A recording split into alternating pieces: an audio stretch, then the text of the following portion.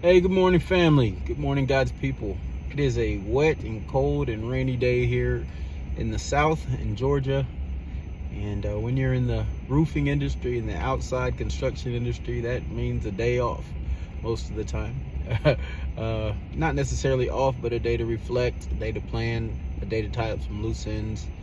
And I use that day to just spend some time with the Lord, get in the Word, and so that's what I'll be doing for a large part of the day. There are some runs I have to make, but I wanted to get on here and then do this part 11 of a radical fall to grace.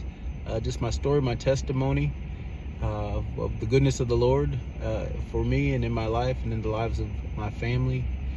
And the first 10 parts I spoke mainly about my adolescence, my youth, and just the type of situation and family that I grew up in. A very loving, comforting, and warm family, and a very, very God-fearing, God-focused, Christ-centered family. But we did have some of the same struggles that other families have. For me, I had began to be discontent with my place in the family. I wanted to be considered one of the older ones. I wanted to chart my own course. I wanted to have some of the freedoms that a young man starts to desire as we grow older. And I felt, I would say, inconsistent with the truth. I felt that I was being held back and not being allowed to advance at the level that I wanted to. And so I began to take on this defensive position that I'll go and chart my own course. I'll go and find my own way. And so I remember just wanting to not be home a lot around this time in my life. I grew up with a father who was so very loving and caring, but also very firm and strict, and especially with his boys, who all needed it, very much so, me in particular. Very hard-headed, very wild sometimes, and didn't listen. But it became a feeling that I had, that a lot of my interactions with my father around this time were those of being disciplined.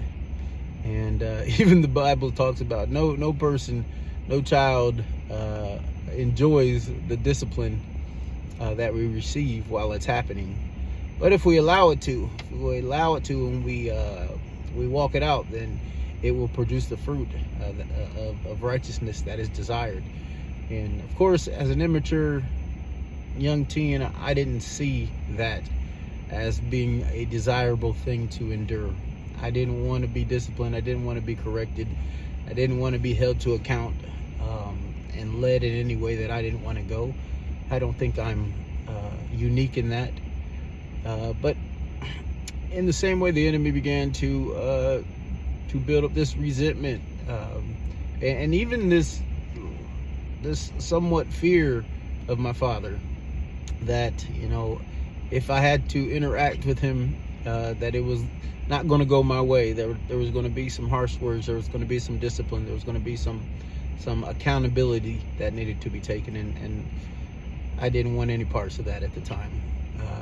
Though it was coming from a place of love and coming from a place of proper fathering, and his responsibility to raise me into a young man of God, a responsible man, that's not what I was looking for at the time. So I began to want to leave and get away.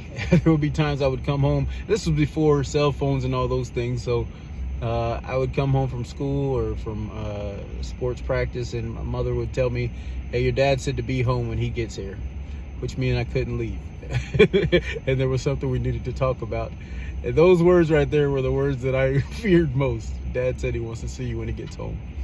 And so I began also to look at my Heavenly Father in that way. Who was this overbearing, oh, I'm out of time. Next time.